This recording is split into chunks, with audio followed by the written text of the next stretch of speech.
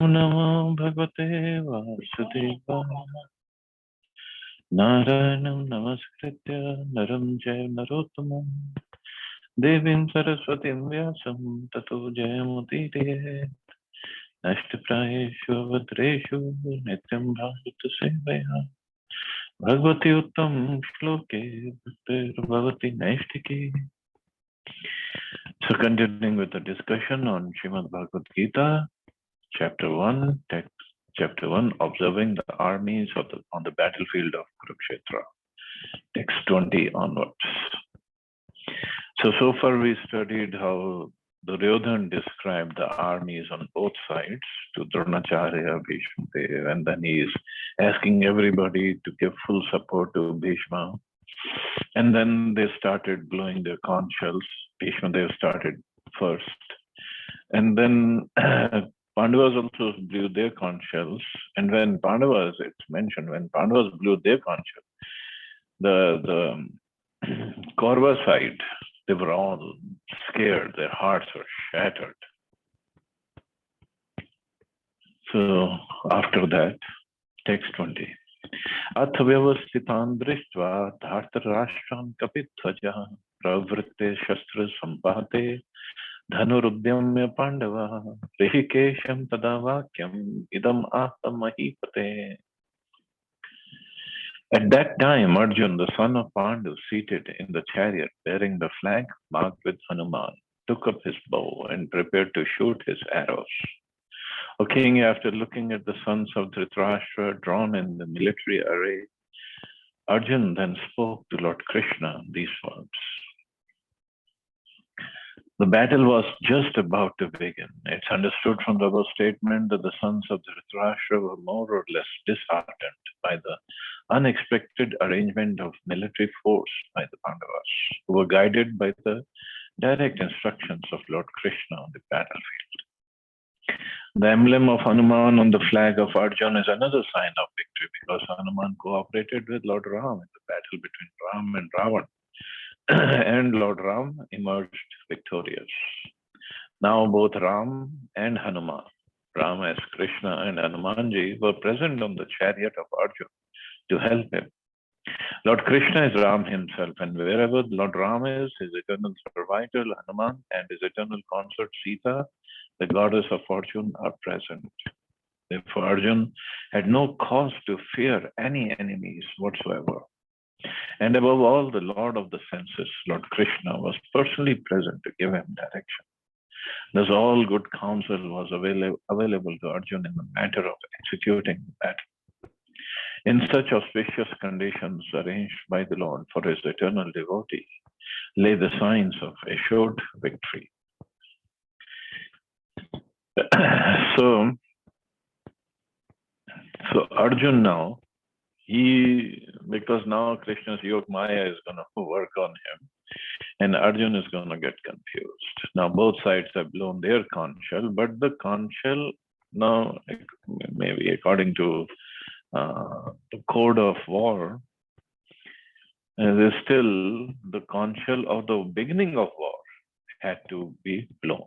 So before that, Arjun, he looked at Krishna and he spoke. Now,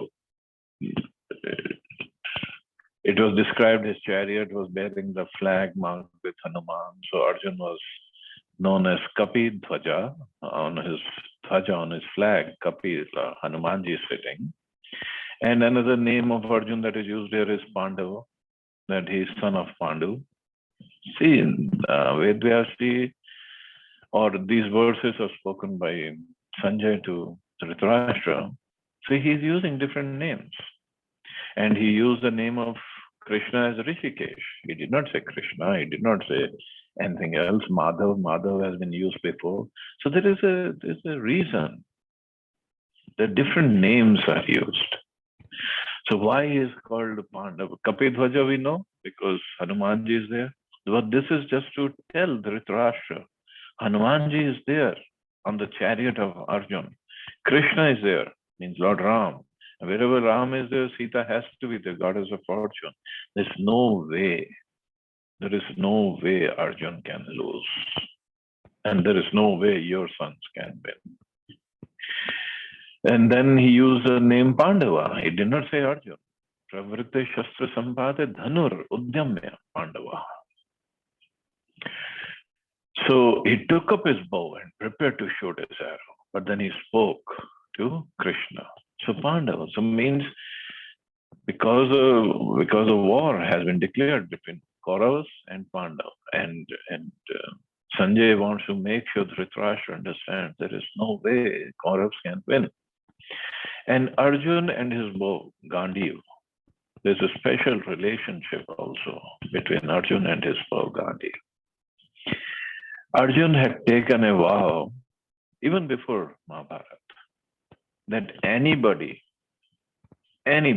who tells me to put down my bow, I'll kill him. This was his vow. This is Kshatriya spirit. So why is it important? We'll see it few verses later. And then Krishna's name is called Rishikesh. Rishikesh, as we know, means Lord of the senses, controller of the senses. So Arjun is telling, oh Rishikesh, now he will tell the next verse. So why Rishikesh? Rishikesh means he's a controller of the senses, complete controller of the senses of his devotees. So means he's not going to let Arjun go astray. He's not going to let Arjun go here or there. No way. He's going to protect him. He's going to save him in every way possible. So that's why Krishna's name is chosen here as Rishikesh. And this is what Prabhupada said, above all, the Lord of the senses, Lord Krishna was personally present to give him directions. So definitely the victory will be on the side of Pandavas. Text 21-22. Arjun uvacha senyorubhyor madhye ratham sthapya meachata yavad etan nirikshyam yodhu kama navasthitam karmya sah yodhavyam asmin ran samabhyame. Arjun said, O infallible one, please draw my chariot between the two armies, so that I may see those present here who desire to fight and with whom I must contend in this great trial of arms. So now Arjun, because Arjun, such a great warrior, Krishna is being his charioteer, but the fight is between two families, or same family. So he wants to go see in the middle of the armies to see who has come here. He knows who has come here. And he has fought them before also, but for the whole Kaurav army before in the Virata Yuddha. But he still wants to go and see. Because now Krishna has to speak Bhagavad Gita. And he has to use his dear devotee to perplex him. Because this war was important, because Krishna says in Bhagavad Gita only that Paritrana sadhunam vinashaya cha dushkritam. So Krishna had arranged all the demons from all over the world to come and participate in this battle so he could kill all of them here. He didn't want to go everywhere to kill everybody. He wanted everybody to come here. But before that, Bhagavad Gita had to be spoken, because Gita is necessary for the future generations to come and learn what is the goal of life. And here, now Arjun is telling Krishna, you please draw my chariot. Of course, in the shloka, it doesn't say please. Please word is used by Prabhupada. Of course, Arjun cannot insult Krishna. There is no way. But he said, Senyor ubhyor madhye ratham sthapya mehachyata. Ratham sthapya. Take my chariot. Now Krishna had assumed the position of chariot driver of Arjuna. very low position actually, from one aspect. And why did he choose that position? Because then when both Duryodhan and Arjun went to Dwarka to take help from Krishna. Now Duryodhan is also Krishna's relative. Duryodhan's daughter is married to Krishna's son. So they're relatives. And Arjun, we know, Arjun is son of Krishna's Bua, Kunti. So they both went. And Krishna was sleeping, because Krishna doesn't sleep. But he was pretending to sleep. Or he was taking rest. So first Duryodhan came. And he went to the room where Krishna was sleeping. So Duryodhan first he sat towards the feet of Krishna. But then he said, no, why should I sit towards his feet? I'm equal to him. So he sat towards his head. Arjun came. Arjun offered obeisances to Krishna, and he sat towards the feet of Krishna. He saw Duryodhan also. He offered obeisances to Duryodhan, because Duryodhan is obviously elder to Arjun. And Arjun sat towards the feet of Krishna, where he knows his position, in Krishna's position. So now Krishna, playing his pastimes, he opens his eyes.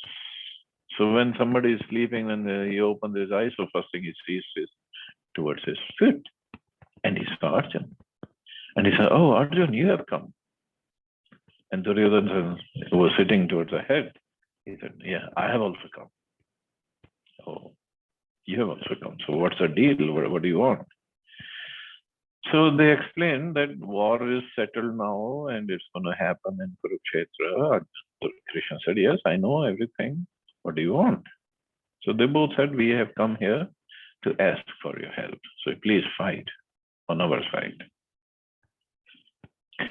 Now Krishna said, you both have come, so I cannot deny both of you. I cannot deny any one of you. So I have to help both of you. So what do we do? So what I will do is, my Narayani is on one side and I'm on the other side. And I give my word that I'll never even pick up any weapon. So what do you want? So Duryodhana says, I have the option to ask first because I came here first.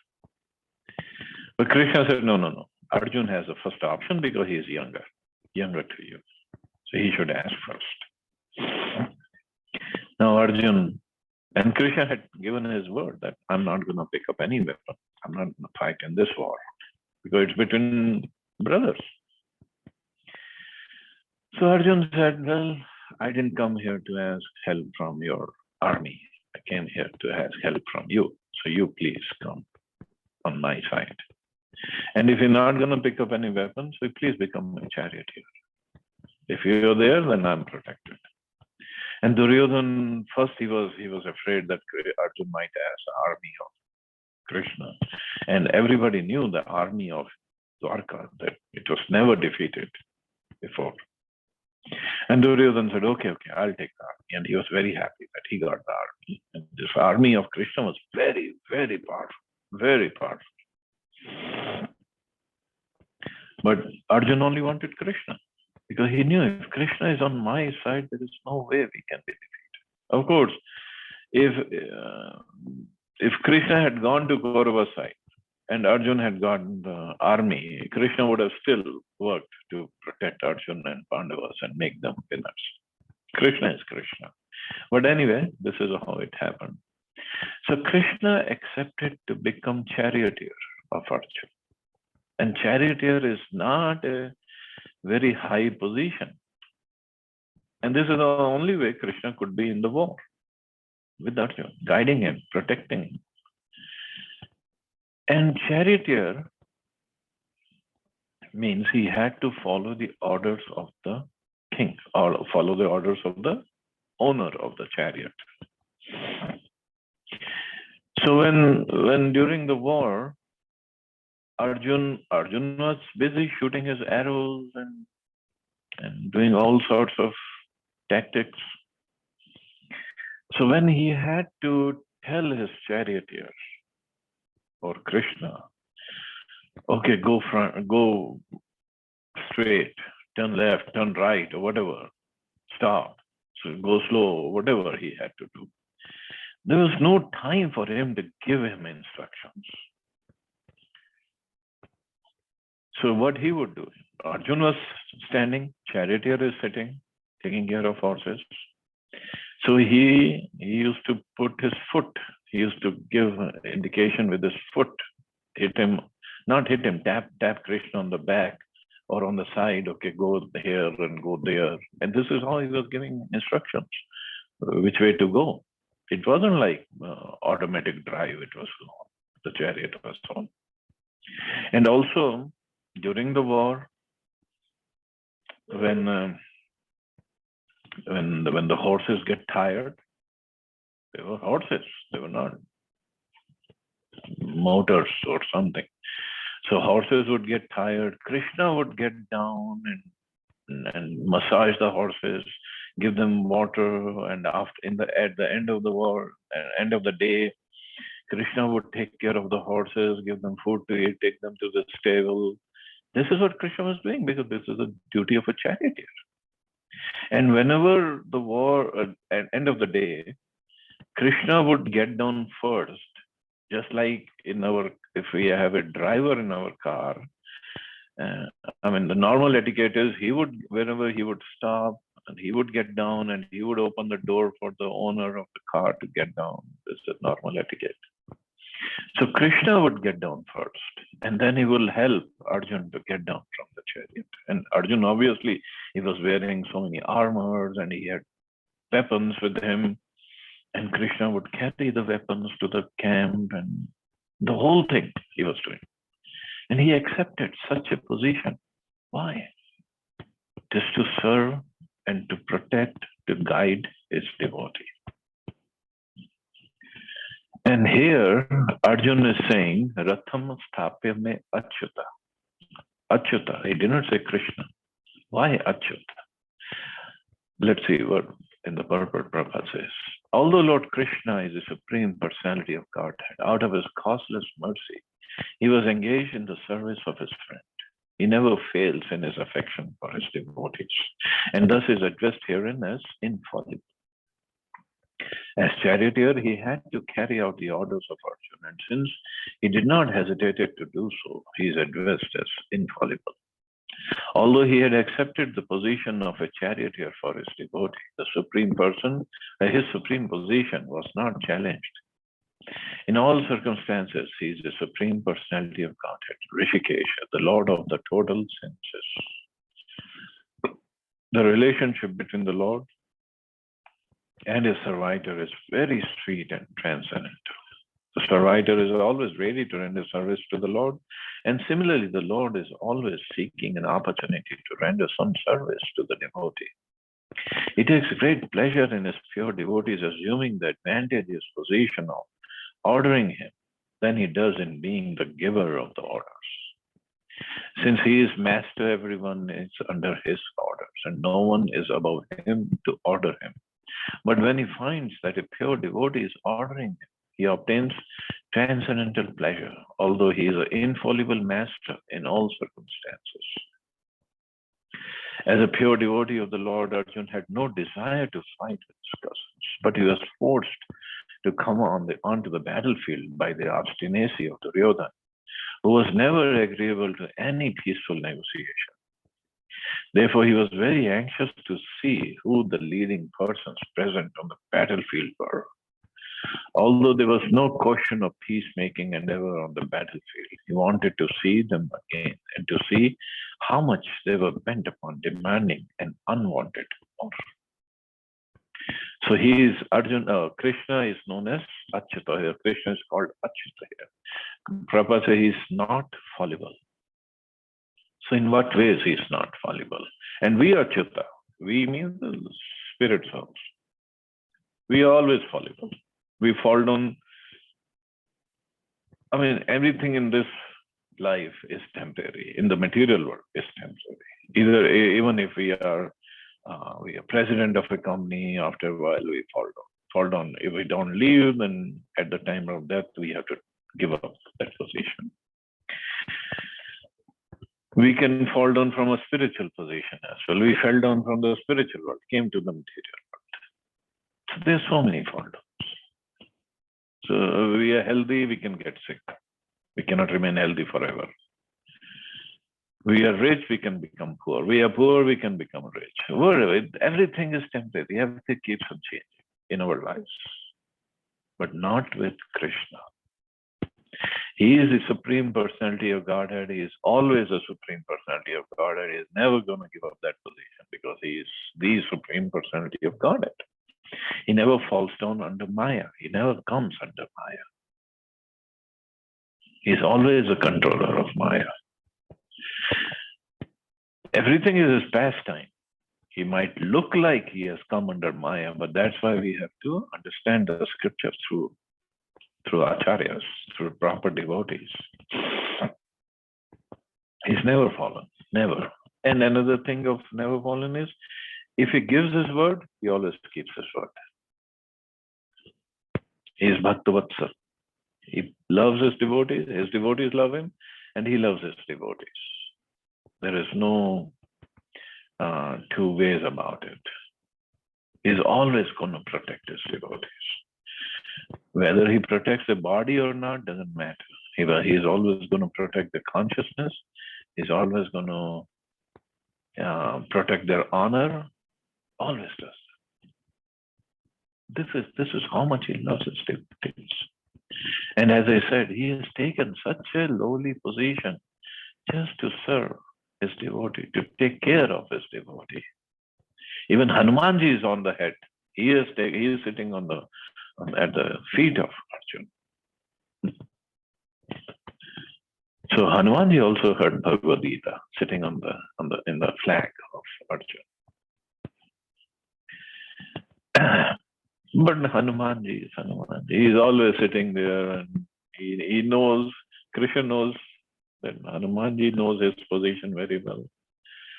So there's a special relationship between Krishna and Hanuman, or Ram and Hanuman. But this is the beauty of relationship. So when even in the beginning phases of our devotional service, we can experience, we can realize the sweetness of relationship and the protection that Krishna offers to his devotees. There's this reciprocation of love between the devotee and Krishna. And this is what binds devotees to Krishna. They don't want to let go of Krishna, and Krishna don't let go of his devotees. So that is why it is said Krishna has 64 qualities. And there are 4 qualities among these 64 that keeps him apart from all the other Narayana forms, all the other Vishnu Tattvas. So these 4 qualities are only in Krishna. So one is his Venu Madhuri, his playing on the flute. Nobody else does. His Rupa Madhuri, his beautiful form. Of course, Ram is also very beautiful, but Krishna's beauty has been described by the acharyas in every scripture so wonderfully that nothing excels his beauty. Of course, we'll keep Radharani aside. She is totally different. She controls Krishna in every way possible. But let's talk only about Krishna. So Venu Madhuri, Rup Madhuri, his Leela Madhuri, his pastimes are very, very sweet, especially his childhood pastimes. Nobody does pastimes like Krishna does, and we are studying those in our Srimad Bhagavatam class. Ram also has beautiful childhood pastimes, but the way Krishna's pastimes are described, because with Ram, his devotees still have that feeling of awe and reverence, some kind of respect. With Krishna, it's all love, complete love.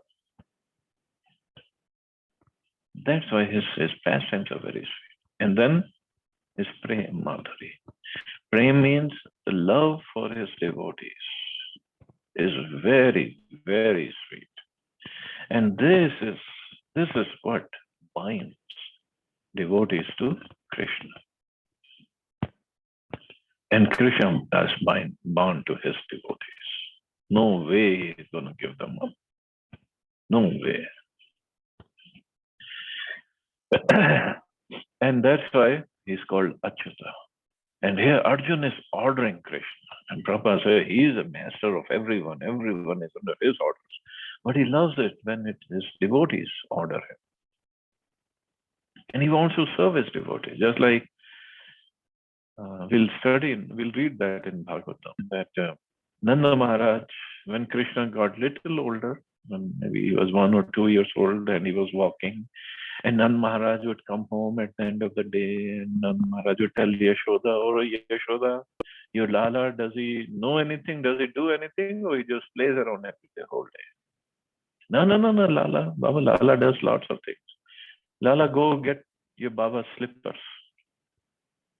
So the slippers that Nanda Baba would use outside the house, he would keep outside. And when inside, he would use different slippers.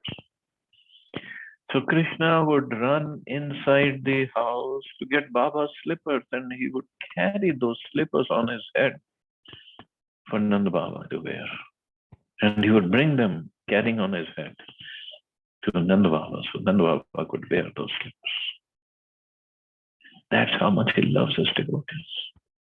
Of course, we don't want him to carry our slippers, but the point is that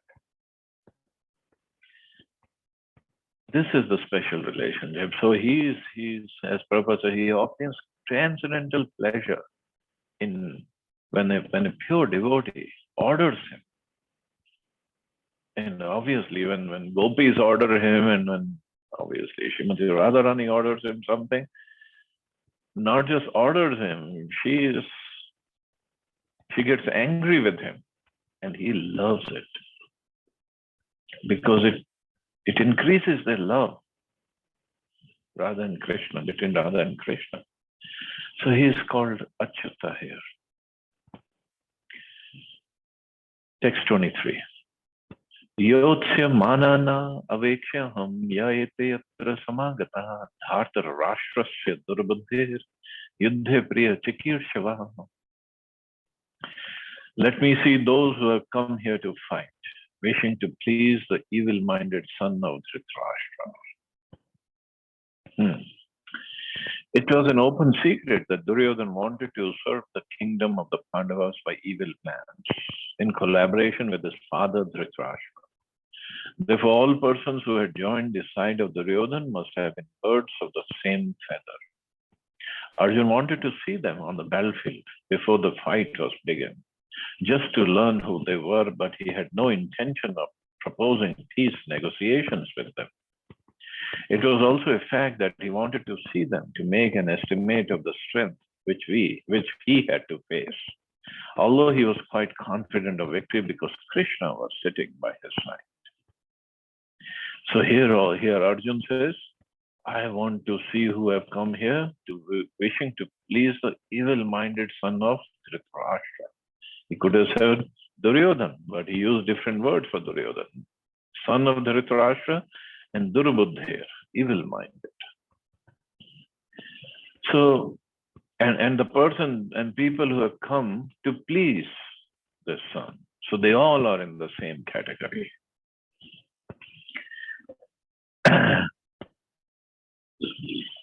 And calling Duryodhana as evil-minded, here Sanjay is pretty much telling Dhritarashtra, no chance, because dharma and niti, everything is on the side of Pandavas. And moreover, this conversation between Arjuna and Krishna, the Bhagavad Gita, it just lasted about 45, 48 minutes, not too long. We have to study the purport and we have to try to understand what They both are speaking to each other. That's why it takes us long time. But between them, it took only 45 to 48 minutes because the war had to start. So here Sanjay is telling all this, giving all these messages to Dhritarashtra. And Duryodhan was so evil, so evil. Although he was very good diplomat, but the problem was he didn't want to serve Krishna. He was not a devotee. If he was a good diplomat, good king, what a devotee of Krishna, there would never been a fight like this. But he was evil. And then on the other side, he was taking help from Shakuni, Dushasan, Karna, who were always instigating him, go against the Pandavas. So first he was not in the right frame of mind, and then he was getting, and that is also why one of the reasons people take association of similar kind of people, because we ourselves, our consciousness is not proper. So we'll go for those people who help me in my consciousness, to keep my consciousness that way. Just like Kansa, we are studying. After he tried to kill this daughter of Devaki, and she went up and took the form of Durga, and Kamsa was very regretful, lamenting. And then when he comes back, who did he associate with? This Asuric ministers who give him wrong advice. So same here. Duryodhan, first of all, he is evil, and then he takes advice from Dushasan, Shakuni, Karna. Although in the same palace, there was Bhishma Dev, there was Vidurji, he could have taken advice from them, but he did not. And then what is going to happen? Always, sometime the bad things will end. It always happens like that. It cannot go on forever. So now the battle has been arranged, and Arjuna is saying, let me see who have come here. Sanjay Vacha, Eva Mukto Rishikesho, Gudakeshena Bharata, Senyorabhyor Madhe, Sthapaitva Rathottamam. Sanjay said, O descendant of Bharat, having thus been addressed by Arjuna, Lord Krishna drew up the fine chariot in the midst of the armies of both parties. Now Sanjay also, see, different names he is using. Evam Ukto, having heard this, Rishikeshu. Now again, Krishna is called Rishikesh, and Arjuna is called what? Gudakesh. He did not use the word Arjuna. He said Gudakesh. And he is telling Bharat, you are descendant of Bharat Maharaj, but you took the wrong decision by always supporting, protecting Duryodhan. So the end will be there. And senior Ubhyor Madhya, what Krishna did, between the two armies, he placed the chariot. Which kind of chariot? Uttam, the finest. But Uttam has another meaning. Let's see. In this verse, Arjuna is referred to as Gudakesh. Gudaka means sleep, and one who conquers sleep is called Gudakesh. Sleep also means ignorance. So Arjuna conquered both sleep and ignorance because of his friendship with Krishna. As a great devotee of Krishna, he could not forget Krishna, even for a moment, because that's the nature of a devotee. Either in waking or either in waking or in sleep, a devotee of the Lord can never be free from thinking of Krishna's name, form, qualities, and pastimes. Thus, a devotee of Krishna can conquer both sleep and ignorance simply by thinking of Krishna constantly. This is called Krishna consciousness or samadhi. As Rishikesha, or the director of the senses and mind of every living entity, Krishna could understand Arjuna's purpose in placing the chariot in the midst of the armies. Thus he did so and spoke as follows. So Arjuna is called Gudakesh. So Prabhupada explains, Gudaka means sleep or ignorance. And Arjun had won both. He has conquered both sleep and ignorance. Why? Because Krishna is there. He is with Krishna. Maya cannot touch a devotee, a person who's with Krishna always. And as Prabhupada explains, as a great devotee, he could not forget Krishna, even for a moment. Waking, sleeping, eating, drinking, whatever, whole day, every day, one only thinks of Krishna. And when Krishna is there, Maya cannot be there. So Maya means ignorance. We forget who we are. And this is the beauty of Bhagavad Gita. When we study all these small things in detail, Arjun is Gudakesh. He had conquered over sleep and ignorance. So why he was asking, why he became confused that I'm not going to fight. So it was all Yoga Maya working on. Krishna wanted the message of Bhagavad Gita to be spoken. Otherwise, Arjun knew who Krishna is and what's his duty. And then, as I said, his Rath is called Uttam, Rathottamam, the finest chariot. Another meaning is Uttama. Tama means ignorance. And his even Rath was Uttama, even beyond ignorance. So he was Gudakesh. His Rath is also Uttam. Hanumanji is sitting there. Krishna is sitting there. How can he be in ignorance? There's no way possible. How can he get confused? No way possible. And if his such a wonderful chariot and all the association over there, and also then at the same time, he cannot be defeated either, because one who is in this mode or this situation, this protection, cannot be defeated by the evil-minded Duryodhana and party. So many fine details are there in these verses. So Krishna then spoke to Arjuna. So Krishna is not giving yet the message. He's just explaining. He's not giving the message yet. There's a reason for that. We'll discuss it later. Bhishma Drona Pramukhta Sarvesham cha Mahikshitam Uvacha Partha Pashyatam Samvetan Kuruniti.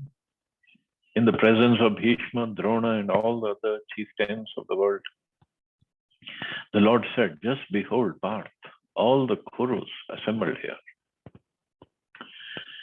As a super soul of all living entities, Lord Krishna could understand what was going on in the mind of Arjuna. The use of the word Rishikesha in this connection indicates that he knew everything. And the word Parth, meaning the son of Pritha or Kunti. So he did not say Arjun, he said Parth. Is also similarly significant in reference to Arjun. As a friend, he wanted to inform Arjun that because Arjun was the son of Pritha, the sister of his own father Vasudeva, he had agreed to be the charioteer of Arjun. Now, what did Krishna mean when he told Arjun to behold the Kurus? Did Arjun want to stop there and not fight? Krishna never expected such things from the son of his aunt, Pritha. The mind of Arjun was thus predicted by the Lord in friendly joking. So he said, just behold Parth, all the Kurus assembled here. That means he's kind of hinting Arjun, don't get bewildered. Because you're son of Pritha. Pritha is my aunt, and also she's Maharani Kunti. Maharani, you're coming from a great lineage. You have to protect the honor of that lineage. So don't get confused. So here Srila Baladev Vidyabhushan has given his explanation. Because you're the son of my father's sister, I'm going to serve as your chariot driver. But now you're about to abandon your desire to fight. Thus Krishna jokingly implied, what's the use of looking at the enemy's army?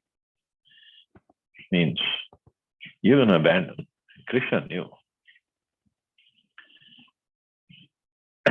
So further on, Krishna says, Tatra pashyat sthitan partha pitrinat pitamahan acharan matulan bratrin putran potran sakhin sata shashvaran suhridascheva senior ubhyor api. There Arjun could see within the midst of the armies of both parties his fathers, grandfathers, teachers, maternal uncles, brothers, sons, grandsons, friends, and also his fathers-in-law and well-wishers. And here, Krishna has taken him where? Krishna actually took him right in front of Bhishma and Drona. There were 18 Akshahinis, 11 on Kaurava's side, 7 on Pandava's side. He could have taken him anywhere. But no. Krishna is, no wonder he's bent at 3 places. He's not straight at all. He doesn't do anything straightforward. He took Arjuna's chariot. He understood the mind of Arjuna. And obviously it is Yogamaya working. But he took him right in front of Bhishma and Dronacharya. And here Prabhupada says, on the battlefield, Arjuna could see all kinds of relatives.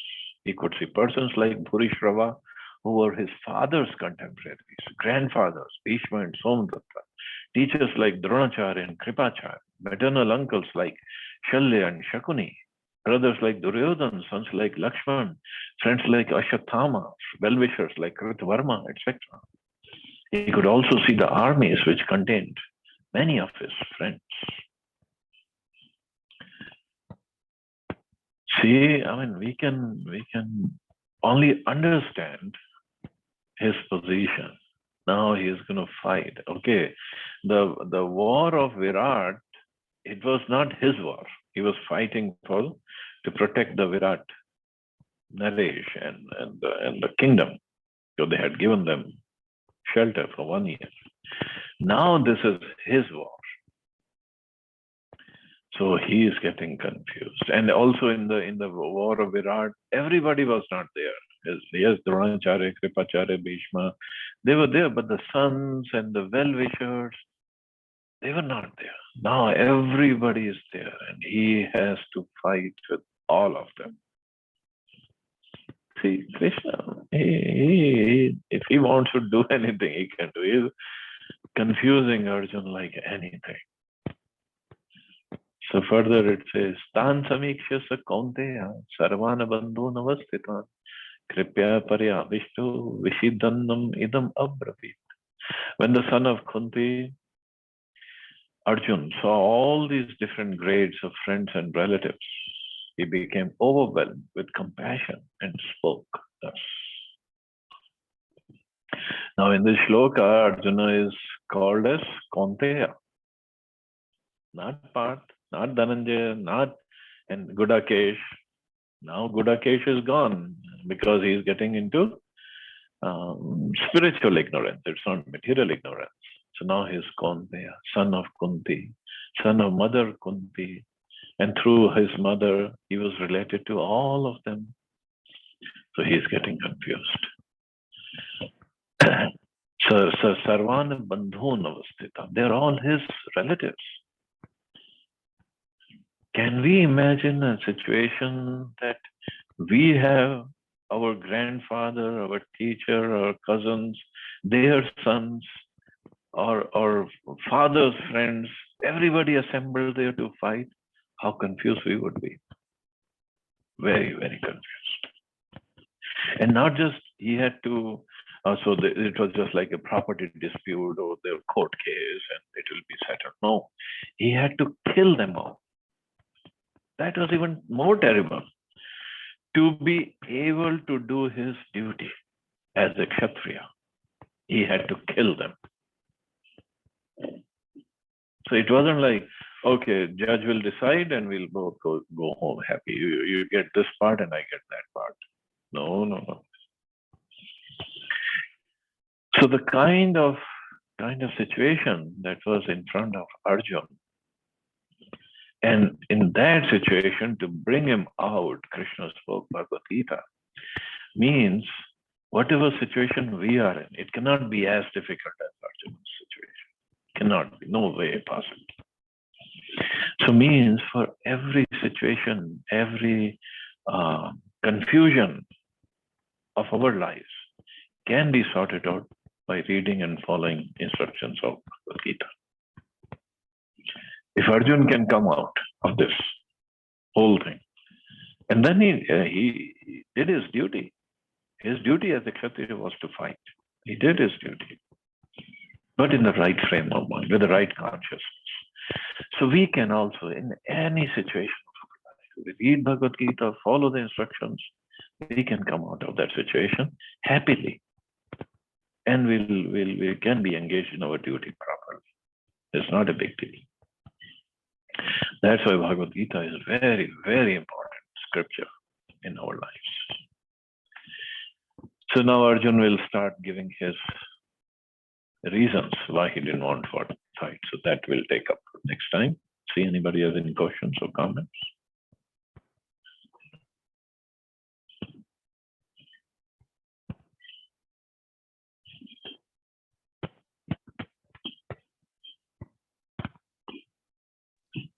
Hare Krishna, Prabhuji. Hare Krishna. Wonderful class, Prabhuji. Enjoyed it fully. Thank you. Thank you. Prabhuji, it's a question not related to today's class, but in general. Yeah, we can ask. The size of a soul is the tip of the hair divided by 10,000 parts. Mm-hmm. And the soul travels millions of births from one to another. Mm-hmm. So what kind of a footprint it carry from one life to another life to another life to another life?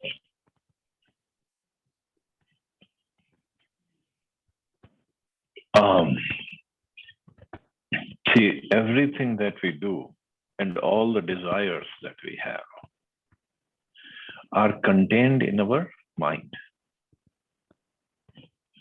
So the subtle body of mind, intelligence, and false ego, it goes with the soul from one body to another. So that the desires are there, and then the soul, given in that body, new body, it tries to fulfill those desires, whatever were unfulfilled. But there are so many millions and millions of lifetimes that desires, unfulfilled desires are there, and the new desires are also come up. So everything is stored there. And then Paramatma also goes with the soul, because he has to give his sanction also. So the footprint or imprints that he has, because soul is pure. That's another aspect. Soul is always pure. Soul is always pure, spiritual. But there's this covering of this subtle body, which is material. And then his consciousness gets covered over. Pure consciousness gets covered over. And that's why we just get stuck. We try to fulfill those desires, and then we do karma, good karma, bad karma. And then we have to get the results of those karmas. And then trying to fulfill those desires, we develop new desires.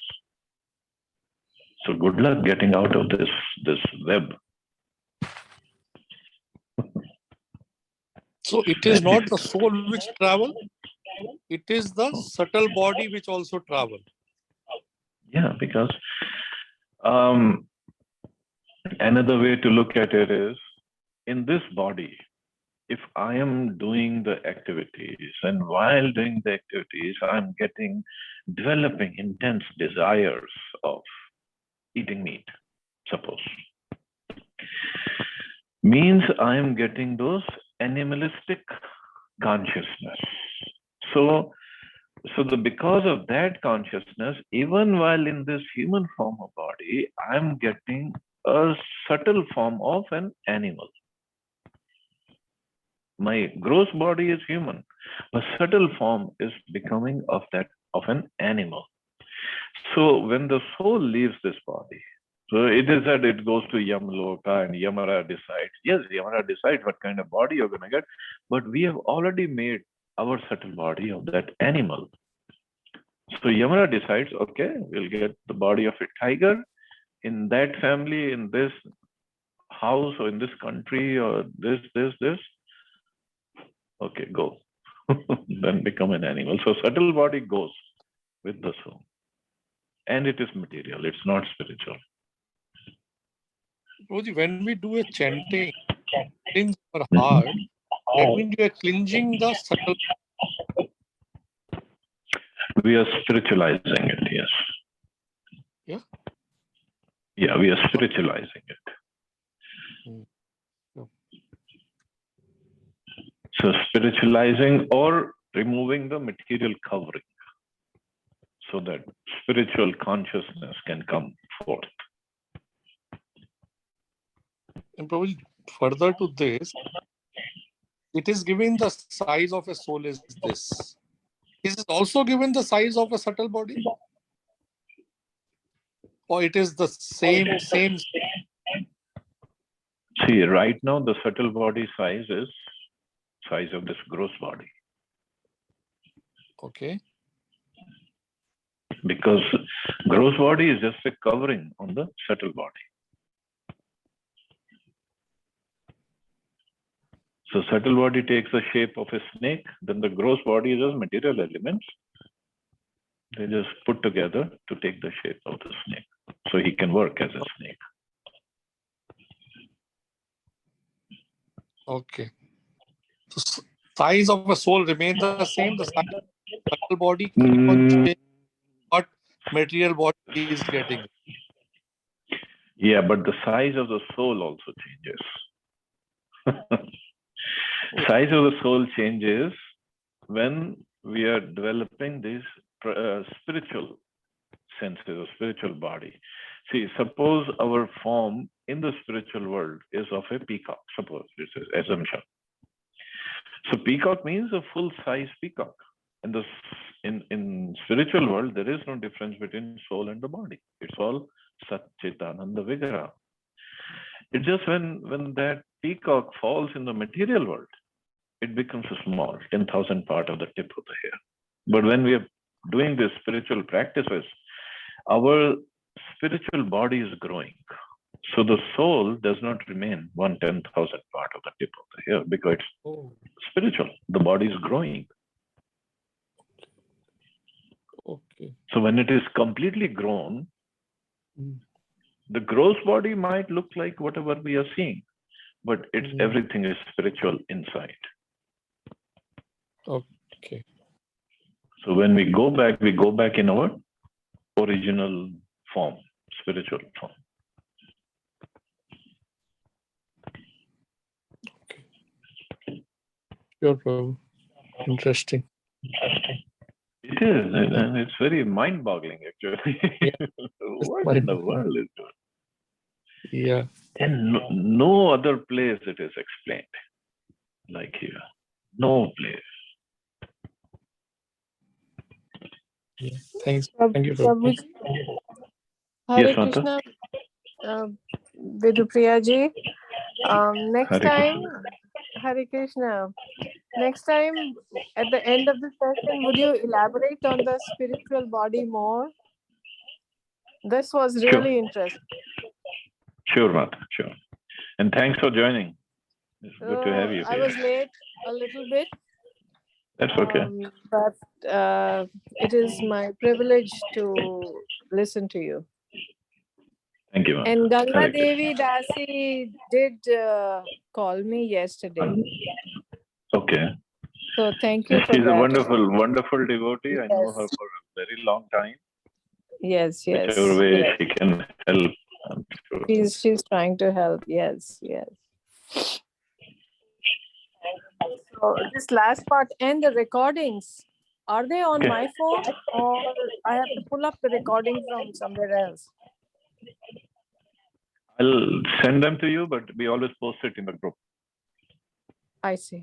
Thank you. A devotee, he just puts them on YouTube and we put the link on the group. I see. Okay. Thank you. Thank you. Okay. Thank you, Mata. Thank Thank you you. all. You're all always safe and wonderful. Thank you, Prabhu. Hare Krishna. Hare Thank Krishna. you so Jai much, Srila. Prabhuji. Hare Krishna. Hare Krishna. Hare Krishna.